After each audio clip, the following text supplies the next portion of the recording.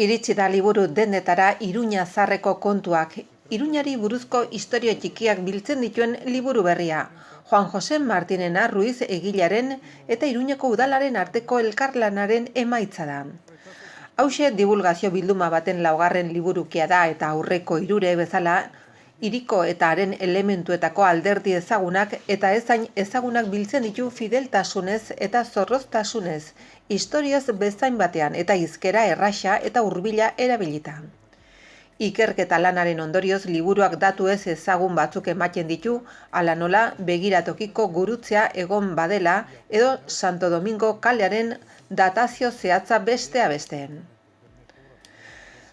Aurkeztu dute liburua udaletxean Maria García Barberena, kultura eta berdintasuneko zinegotzi ordezkariak eta Juan Jose Martinena, historiolari eta Nafarroko errege artxibo nagusiko zuzendari ohiak.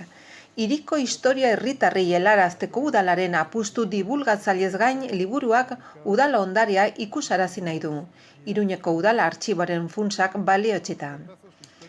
Liburuan agertzen diren argazkitatik 85% Iruñerako fototekaren parte dira.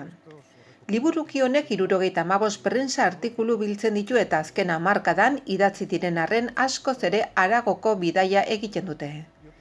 Izan ere 15. mendetik gerra osteko Iruñera bitarte hartzen dute erregeordeen aldia edo Napoleonen okupazioa barne hartuta.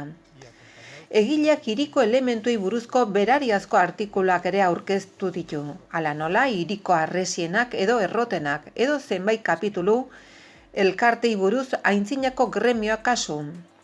Liburuki honek bigarren zabalgunea eraiki zeneko mendaurrenaren kariaz, iaz bete zen azken kapitulu bat eskaini dio hiriko gune zentral horri. Bere arkitektoei, garapen fasei eta eraikin nagusiei. Iruñako udalak liburu honen 1500 ale argitaratu ditu gaztelaniaz eta 700 euskaraz. Iruña Zaharreko kontuak, zein gaur jarriko da salgai 12 euroan.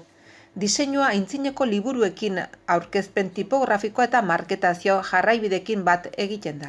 Es decir, los antiguos gremios, los antiguos molinos de la ciudad, la construcción del segundo ensanche, este tipo de cosas.